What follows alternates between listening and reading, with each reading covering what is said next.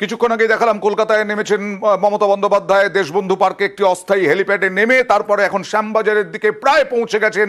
আর কিছুক্ষণের পরেই শ্যামবাজার থেকে রোড শো সিমলা স্ট্রিট পর্যন্ত মমতা বন্দ্যোপাধ্যায়ের ইতিমধ্যেই ভিড়, তৃণমূল কর্মী সমর্থকদের ভিড়। শর্ট নোটিসে এই এই এই রোড শো, সেই রোড শো ইতিমধ্যেই প্রচুর বহু তৃণমূল কর্মী সমর্থক এসে উপস্থিত হয়েছেন এবং তার সঙ্গে সঙ্গে রাস্তার ধারে মমতা বন্দ্যোপাধ্যায় যখন হাঁটবেন এই 2 কিলোমিটারের কিছু কম রাস্তা, সেই সময় রাস্তার ধারে উৎসাহী মানুষের ভিড় থাকবে এরকমটাই মনে করা হচ্ছে।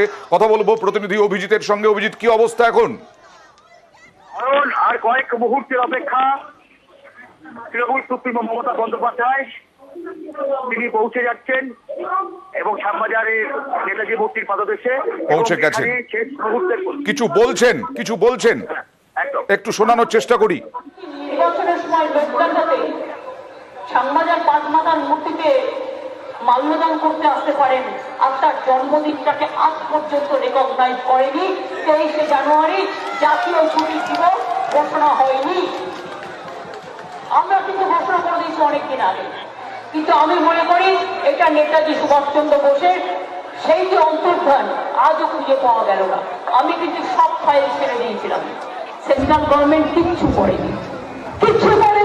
আর সবচেয়ে বড় অপমান যেটা, যে আজ পর্যন্ত নেতাজি সুভাষচন্দ্র বোসের মতো লোক যিনি দেশের ন্যাশনাল আর্মি তৈরি করলেন, আপনারা জানেন শহীদ স্বাধীন দ্বীপ তৈরি করেছিলেন আন্দামানে, সেই মানুষটার জন্মদিনে আজ পর্যন্ত জাতীয় ছুটির দিবস কেন হলো না? আমি প্রতিবাদ জানিয়ে গেলাম। আর আপনাদের সকলের হয়ে দেশনেতা কেমন হয়? দেশনেতা নেতাজি যেরকম, গান্ধীজি যেরকম, সেরকম এবং তাই দেশনেতাকে আমি স্যালুট জানিয়ে গেলাম। নেতাজি না থাকলে আমরা কেউ ভারতবর্ষকে জানতাম না।